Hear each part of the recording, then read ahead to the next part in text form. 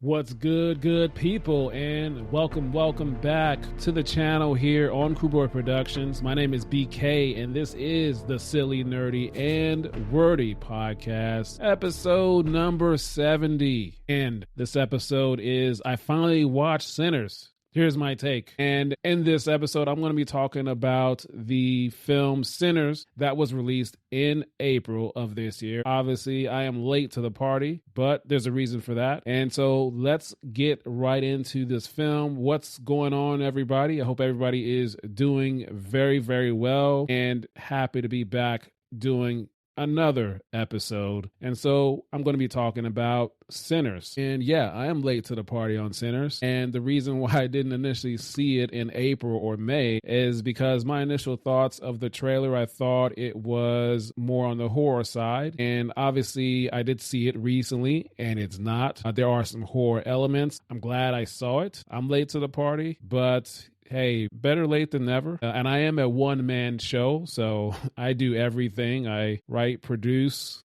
edit, publish, produce everything.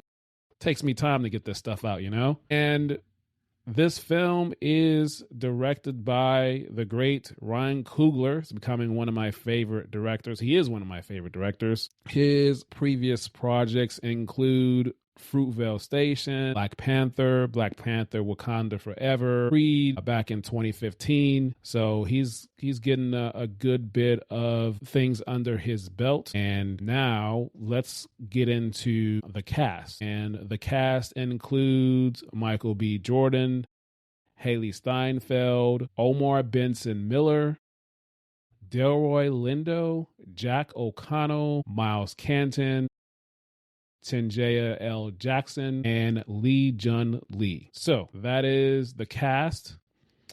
And this film is set in the year during the time period of 1932.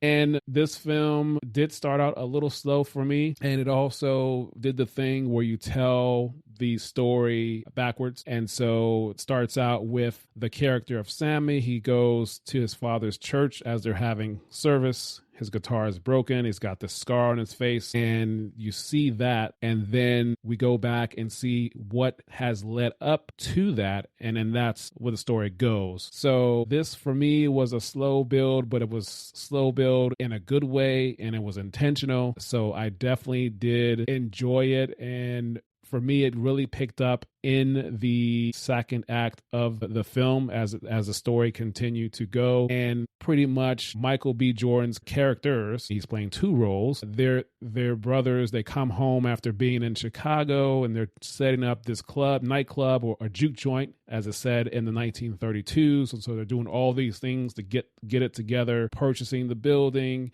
getting the food, getting the drinks, getting the entertainment. So they're doing all those things to get it together. And the music throughout this film is really, really good. Of course, the composer is Ludwig Göransson.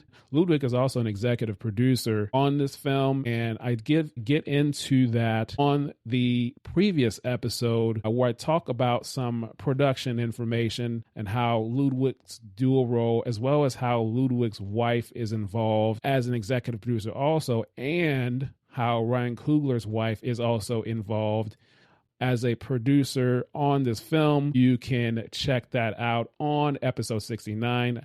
I will link the episode in the description of this particular episode. And so all of them had a hand in the music. And particularly when I talk about the music, there is one particular scene where the character of Sammy starts playing in the juke joint.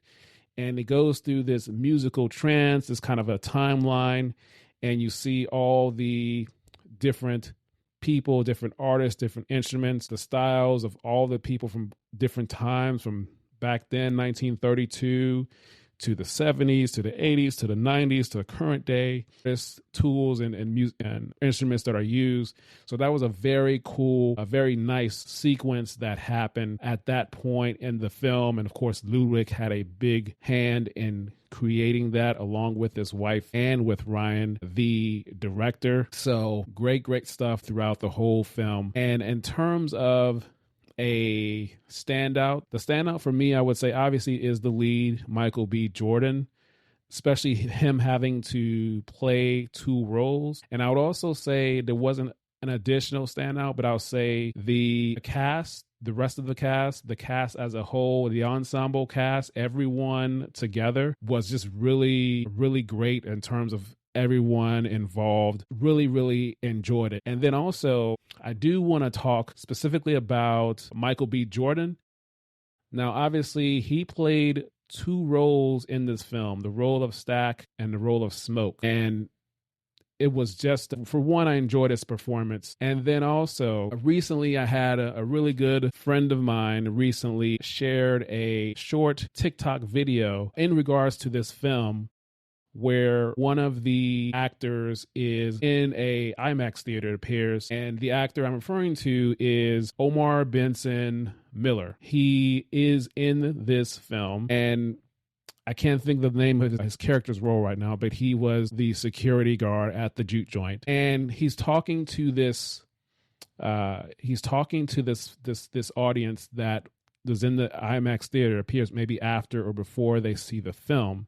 And he's talking about the technology that was used in this film. It's Halo technology. And so Michael had to perform, and I'm paraphrasing this, I'm taking this from him. Omar explained this well, and I have the link to this description in terms of this actual TikTok video. You can see it and check it out. But pretty much he was saying he had to wear this Halo technology to be able to play himself twice. So he would go into character and be the role of Stack and then do that role and act it out with all of his scene partners in that role, right?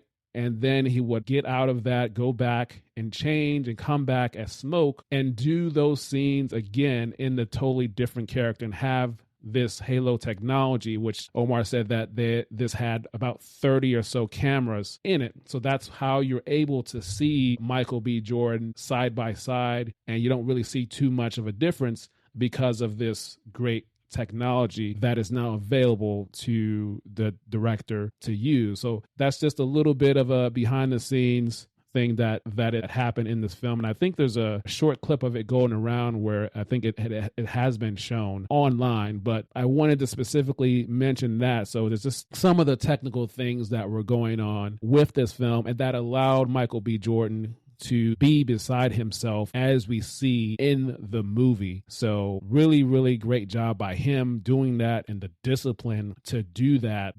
All of his scenes twice, especially when they're both in scene together. So really, really enjoy that. And again, the video of the TikTok video of Omar explaining this is in the description. You can check it out of him explaining that. Okay, let's move on to the rest of this film. It was just very well put together. It was a slow burn, intentional building up to this point. And there were some horror elements, but ultimately the horror element is the vampires. And that's what this was. And so I really enjoyed how the story progressed and how each of the different characters played a key role in the story. They played their role well. And in the trailers we've seen, and in the stills, we've seen Michael B. Jordan and the character of Sammy, which I believe is the actor Miles Canton. You see them hugging, you see that expression on their face. We don't know what it is at the time when the trailers are releasing, and then we see the movie. We know what it is. We know what led to that point. And so just great emotional depth, and the music was a character in this film. The music added to this film all the way throughout it, and all the different musicians and the different styles and the different genres. So honestly, I don't really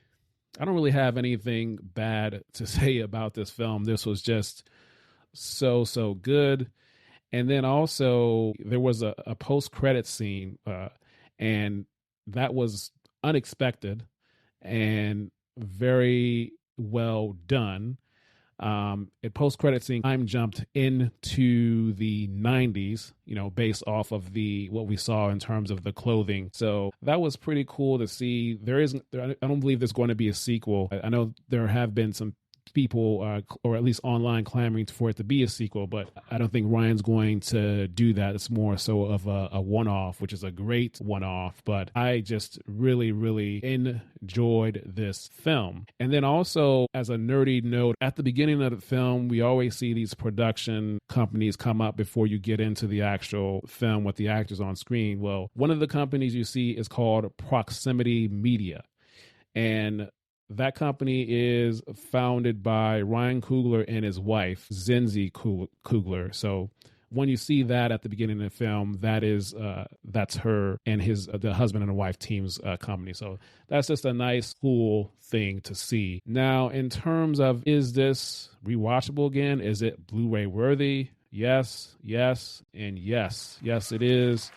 It's definitely worth a rewatch. I've enjoyed this film, and I think many people should check it out, and I see how successful it has become. So this was a great film. Again, pretty much nothing bad to say, and even the way the villains were positioned, very well done as well. So I would say just great job by everyone involved, and just great storytelling, great character building and character development, and things happened the way that they happened. So I enjoyed this film. Is there anything else that I want to cover?